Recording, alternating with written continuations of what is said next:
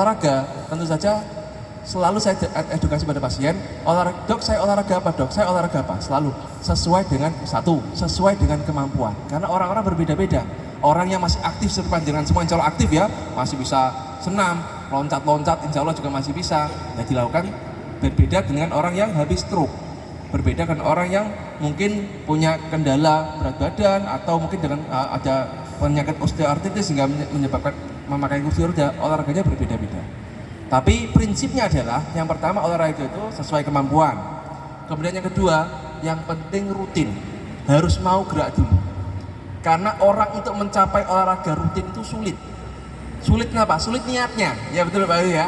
Ini panjangan semua, saya nggak bicara di panjangan semua sini, panjangan semua insya Allah sudah niatnya sangat ngedodor, istilahnya Jawanya sangat semangat tuh setiap hari Senin, Rabu dan Sabtu ya dia selalu aktivitas. Tapi bagi orang-orang mungkin manual-manual yang lain, mungkin panjenengan semua punya keluarga, tetangga atau relasi, itu kadang-kadang untuk gerak sulit. Padahal untuk membangun niat untuk rutinitas ini sulitnya di situ. Ketika kita sudah melakukan aktivitas olahraga, mungkin dalam seminggu, 2 minggu, 3 minggu awal rutin, insya Allah kita akan terbiasa. Oh ternyata olahraga gampang ya. Tapi ketika memulai awal di minggu-minggu awal itu akan sulit. Apakah itu olahraga yang penting adalah bagaimana kita membangun niat dan rutin. Pokoknya gerak dulu lah. Kalau istilahnya dulu ada gerakan anak muda, gerak dulu. Pokoknya gerak dulu lah. Walaupun cuma sedikit, gerak dulu yang rutin dulu. Kemudian olahraga yang setelah ada sesuai kemampuan, kemudian rutin, kemudian kita bisa fokus pada berbagai macam kebutuhan. Ada yang olahraga untuk memperkuat daya tahan atau kardio istilahnya. Dengan cara apa? Jalan pagi. Jalan pagi. Saya selalu menyarankan pada pasien saya yang nggak punya waktu, mungkin saya sudah capek, ada gangguan jantung, nggak usah berat-berat. Yang penting rutin dan jalan pagi saja.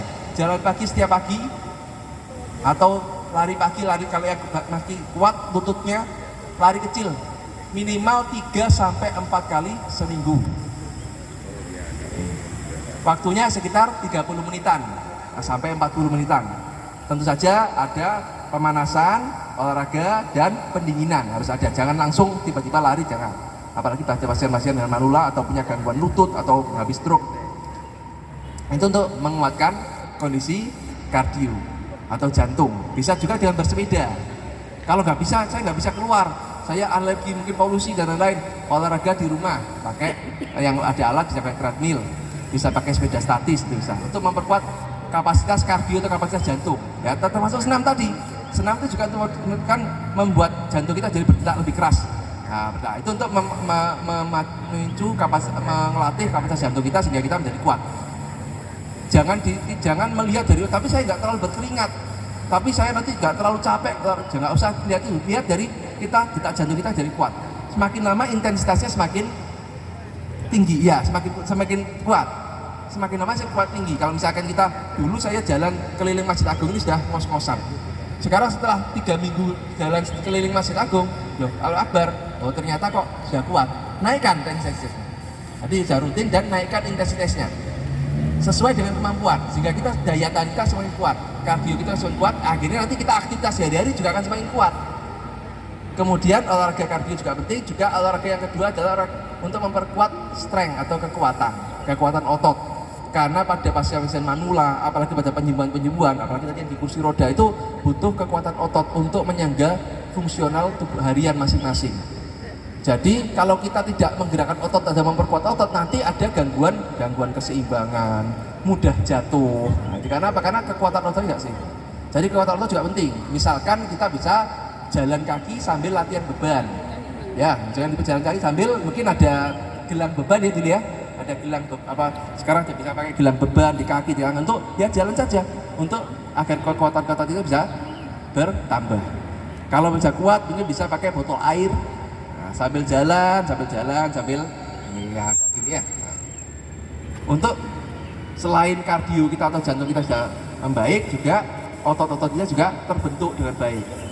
Semakin lama semakin berat, bagus.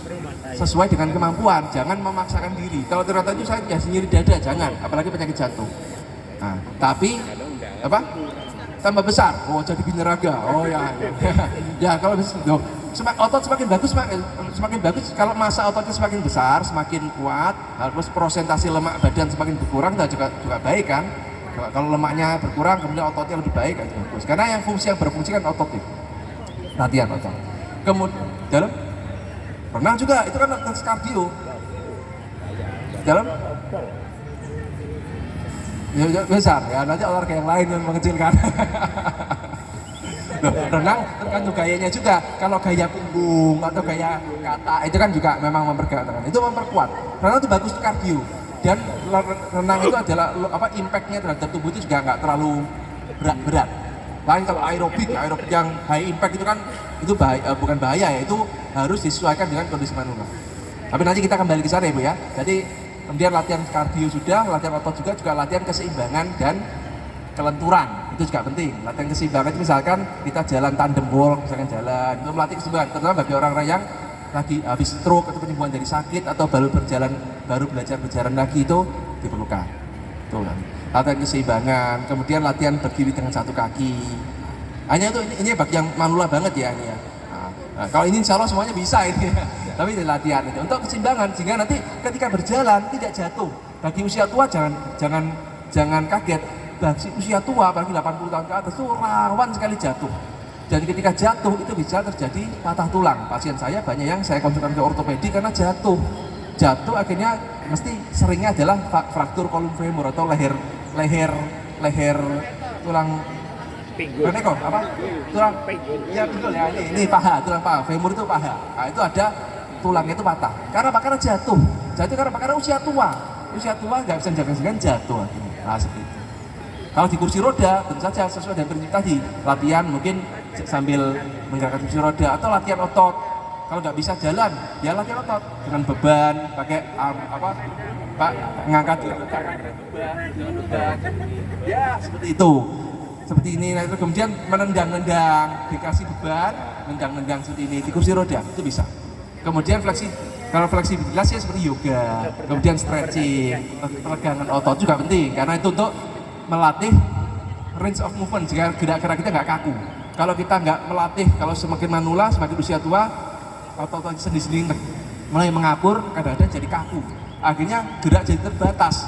Maka dari itu kita pakai gerak, latih gerak, kemudian kiri kanan, stretching kiri kanan sehingga gerakan-gerakan sini tidak sampai terbatas. Nah, sehingga sampai nanti jadi berkurang gerakan sininya gara-gara kita menjarang menggerakkan atau melemaskan olahraga seperti itu.